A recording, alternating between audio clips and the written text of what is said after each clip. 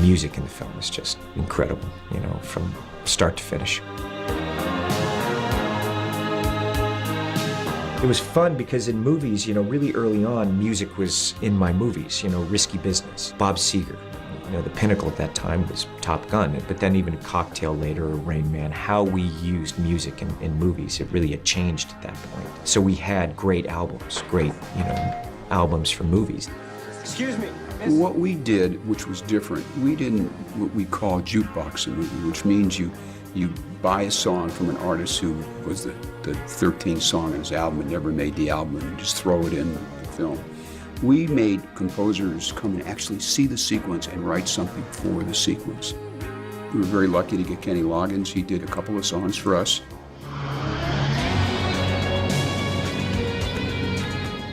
Harold Faltermeyer sent us the theme early, before we started really filming. We might have been filming for about a week, and da da na na na na na na na, and we were all around going, it was so moving, that music. And I played it for Don, and Don flipped out, and we sent it over to Tom, and Tom got so excited hearing that theme. So that theme was done before the movie was made, which is really unusual in filmmaking.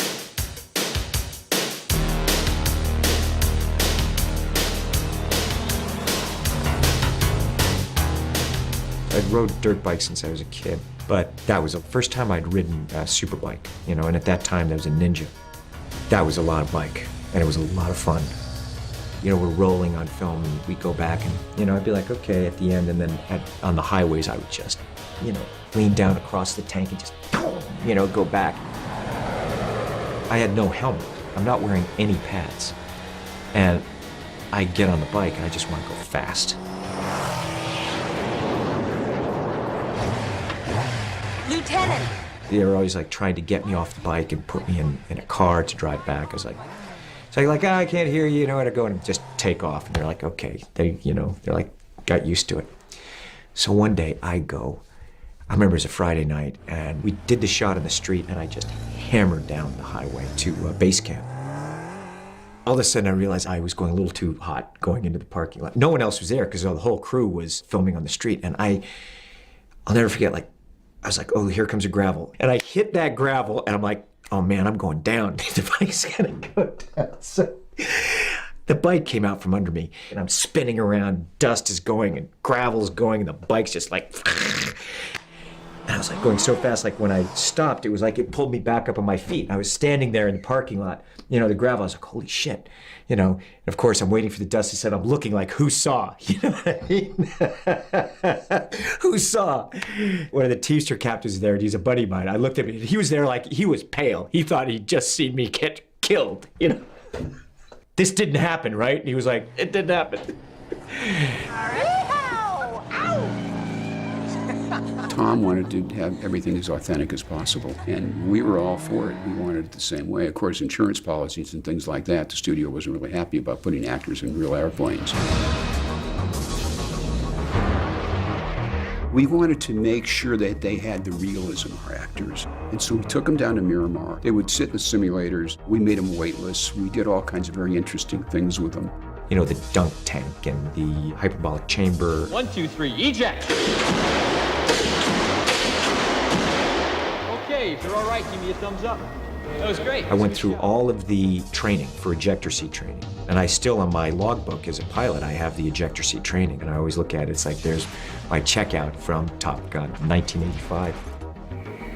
The pilots who fly these airplanes and the Rios who fly these airplanes train right here at the Naval Air Station in Miramar. The people who fly the airplanes for the movie are from Fighter Squadron 51. They're just a squadron that was available to assist the movie company during the times that their training was not as busy as other squadrons here on the base. The aerial footage to date is the best aerial footage ever in movies, and that's Tony Scott. And Tony Scott, of course, changed how airplanes were filmed. You just look at the technology that we were using at that time period, and at that time period, it was the cutting edge, and we were using it right to the extreme. You know, the speed of the film wasn't what you have later on. At that time, there were no GoPros. You know, they had to design camera mounts and lenses. We had them in the cockpits, we had them under the wings, we had them just about everywhere. So that was quite a show to get this done, to get these cameras in various places and have the pilots say, it's okay, don't worry about it.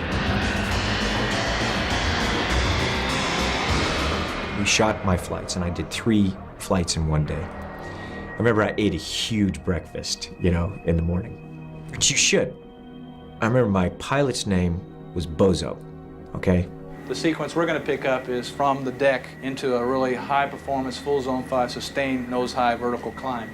We're going to go ahead, as we're in the climb, Tom Cruise, you're going to be saying your line, whichever it is. I'm not sure what the line is specifically. And you're looking for the bogeys to get ready to help your butt Iceman.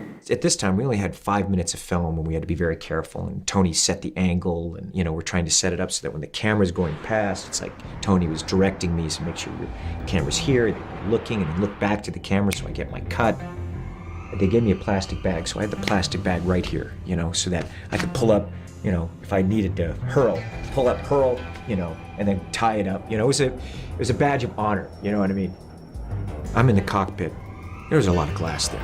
We're flying just feet over the desert.